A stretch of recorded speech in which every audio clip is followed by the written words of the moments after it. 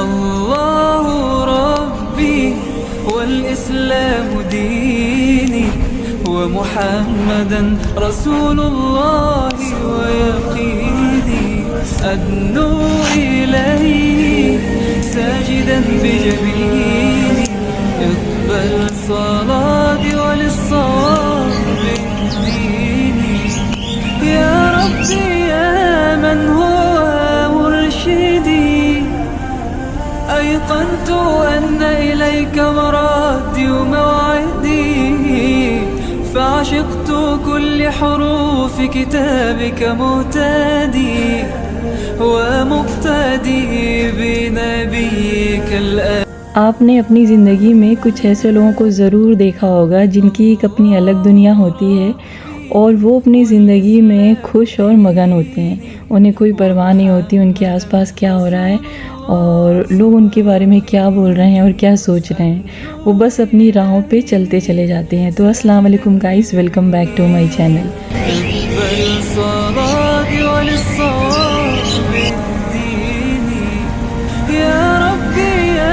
तो ये जो अपनी दुनिया में मगन रहने वाले लोग होते हैं ना, थोड़ा सा लोगों को अजीब लगते हैं, लेकिन सच कहूँ वो अजीब होते नहीं हैं। उनके साथ ज़िंदगी ने इतने इम्तिहान किए होते हैं ना कि उनको बहुत ज़्यादा तजुर्बा हो जाता है और ऐसे उतार चढ़ाव से वो गुज़रे होते हैं ना कि बिज़ी रहना उनकी मजबूरी हो जाती है। लेकिन कुछ लोग ऐसे भी होते हैं जो बचपन से ही खुद को कामों में बिज़ी रखते हैं और उन्हें कोई परवाह नहीं होती कि उनके बारे में क्या कहा जा रहा है या क्या सोचा जा रहा है, क्योंकि उनके अंदर बहुत सारी चीज़ों की पाने की तमन्ना होती है और वो हर हाल में उस चीज़ को पाना चाहते हैं और उसके लिए वो लगातार कोशिश करते रहते हैं। तो इसके लिए लोग उनको क्या बोल रहे हैं, क्या कह रहे हैं, इसके बारे में कोई परवाह ही नहीं करते हैं वो।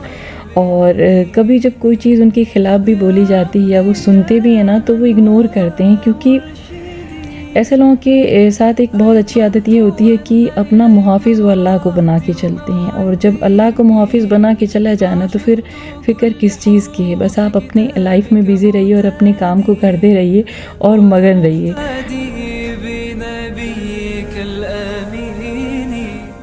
तो ये जो बिज़ी रहने वाले लोग होते हैं ना, ये सपने बहुत देखते हैं और वो उन सपनों को पूरा करने के लिए ना मेहनत भी बहुत करते हैं। और एक दिन ऐसा होता है कि उनकी मेहनत रंग भी लाती है।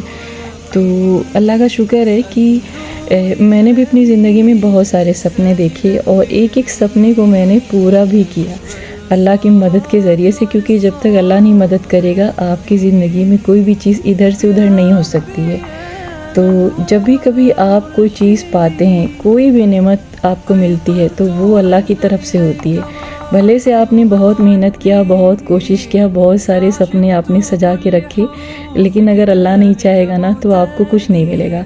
तो इसलिए जब भी कभी आप सपने देखें तो अल्लाह से दुआ ज़रूर करें और जब भी दुआ मांगे तो जल्दबाजी नहीं करें, क्योंकि अल्लाह की तरफ से एक वक्त मुकर्रर होता है और फिर आपको अपने मुकर्ररा वक्त पे वो इस कदर देता है ना, फिर आप थक भी जाते हैं। जैसे अगर मैं इन पेड़ पौधों की बात करूँ ना, तो 2 साल पहले मेरे पास कोई भी पेड़ नहीं था और सबसे पहले मैं एलोवेरा और करी पत्ता और नींबू का पेड़ लेकर आई थी। और एलोवेरा का प्लांट देख के बहुत ज़्यादा एक्साइटेड थी, बहुत ज़्यादा खुश थी, लेकिन मुझे ये नहीं पता था कि एक दिन मेरे पास इतना उसका पेड़ हो जाएगा कि मैं सीरियसली थक जाऊंगी। तो इस टाइम तकरीबन 20 से 30 प्लांट मेरे पास हो चुके हैं और जिसे भी ज़रूरत है वो आके मेरे पास से ले सकता है।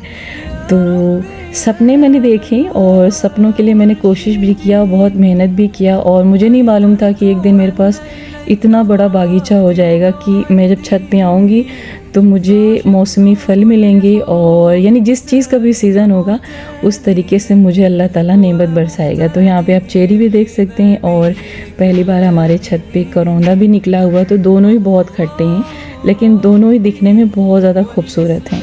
तो खैर अगर मैं बात करूँ इस छत की, जहाँ पर अभी आप बहुत सारे खूबसूरत पेड़ देख रहे हैं और सीजनल फल भी देख रहे हैं, तो 2 साल पहले ये बिल्कुल खाली था और मेरे लिए ये सोच पाना बहुत मुश्किल था कि कैसे यहाँ पे कोई गार्डन बन सकता है। लेकिन जब अल्लाह को कोई चीज़ आपको देना होता है ना, तो वो वहाँ से रास्ते बनाता है जहाँ तक आपको गुमान भी नहीं पहुँचता है। तो पहले आपको यहाँ पर ये बताती चलूँ कि ये लोबिया का जो है पौधा है और मैंने इसको जुलाई के मंथ में लगाया था और ये संतरे और अमरूद के पेड़ को इस तरीके से कवर कर लिया है ना कि अगर मैंने इसको यहाँ पे छोड़ के रखा ना तो यकीनन हमारा संतरे का और अमरूद का पेड़ मर जाएगा, क्योंकि बारिश बहुत ज़्यादा हो रही इस बीच।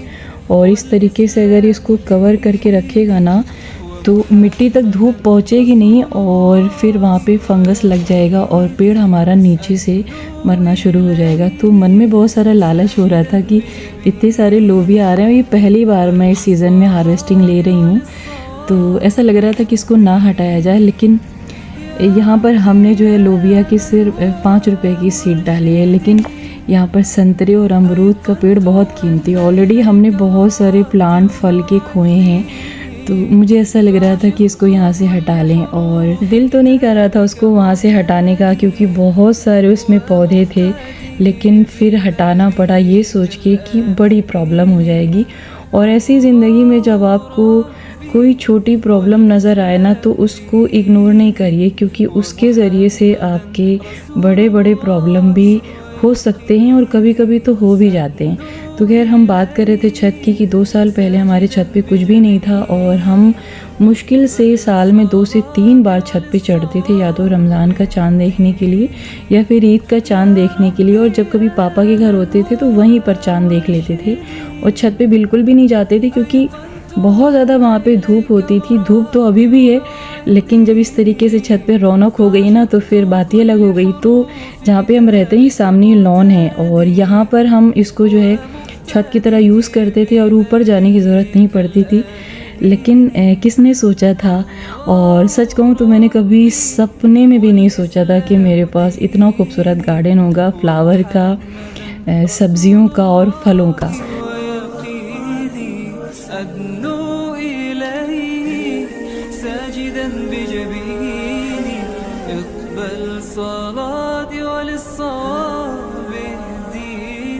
तो खैर अभी बारिश का मौसम है और बारिश का मौसम एक गार्डनर के लिए बहुत बड़ा तोहफ़ा होता है और आपके लिए भी ये तोहफ़ा ही है, क्योंकि अगर आप पेड़ पौधों के शौकीन हैं ना तो ये चांस तो आप बिल्कुल भी ना खोइए।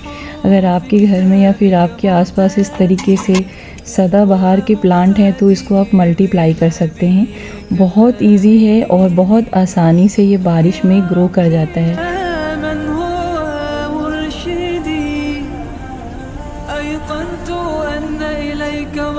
तो मैंने जब पहली बार ख़रीदा था तो मैंने रेड कलर, पिंक और वाइट ख़रीदा था। तो पिंक और वाइट मेरा मर गया, लेकिन यहाँ पे रेड बचा रह गया। लेकिन फिर यहाँ पे पर्पल और वाइट अपने आप निकल गया। और गुड़हल का पेड़ भी आप आसानी से लगा सकते हैं इस सीज़न में। और ये है एक्सोरा का प्लांट और इसमें हमारे पास 2 कलर हैं, रेड कलर है और यहाँ पर ये पिंक कलर है। तो अगर आपके आसपास इस टाइप के पौधे हैं तो आप उससे कटिंग लें और बहुत आसानी से आपका बारिश में ग्रो करेगा। करना आपको ये है कि इसका जो है ना नीचे सारी पत्ती हटा देनी, ऊपर से 2-4 पत्तियां छोड़ देनी है और इसको आपको इस तरीके से कोई भी आपके पास कप हो छोटा सा या डिस्पोजल ग्लास हो उसमें भी आप लगा सकते हैं। और इसको आपको डायरेक्ट धूप में नहीं रखना है, साए में रखना है ताकि इसकी जड़ ना डिस्टर्ब हो।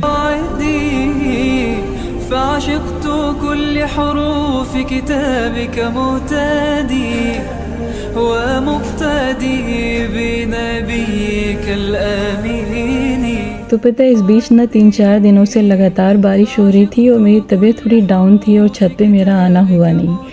और जब मैं यहाँ पे 3 दिनों के बाद आई ना तो अल्लाह की तरफ से ये बेहतरीन तोहफ़ा था मेरे लिए। इतनी खुशी हुई कि मैं आपसे यहाँ पे एक्सप्लेन ही नहीं कर सकती। और इस सीज़न का ये पहला खीरा है और लास्ट ईयर मैंने आपको दिखाया था कितने खीरे मैंने अपने छत से हार्वेस्ट किए थे। मात्र मैंने 10 रुपए की सीड डाली थी और तकरीबन 70 से ज़्यादा खीरे मैंने अपने छत से लिया था। और इस बार भी हम अल्लाह से यही उम्मीद करते हैं कि इंशाल्लाह वैसे ही अल्लाह ताला रहमतों की बारिश करेगा और मेरे छत पे ढेर सारे खीरे उगाएगा। तो लास्ट ईयर मैंने नीचे वाली छत पे लगाया था खीरे की बेल, लेकिन इस टाइम मैंने टॉप फ्लोर पे लगाया है। और इसी टेंशन में मैं वहाँ पे टहल रही थी कि बहुत ज़्यादा खीरे की बेल घनी हो गई और बहुत मुश्किल होगा इस बार मेरे लिए खीरे को सर्च करना। और यही सोचते सोचते मैं नीचे की तरफ झुकी और जैसे मैंने आगे हाथ बढ़ाया ना तो यहाँ पर एक प्यारा सा खीरा मेरा इंतज़ार कर रहा था। और बहुत खुशी हुई। ऐसा लगा कि बस इसी बारिश में इसी छत पे अल्लाह के लिए खुशी का सजदा करूं। إليه ساجدا بجبيني اقبل صلاتي وللصواب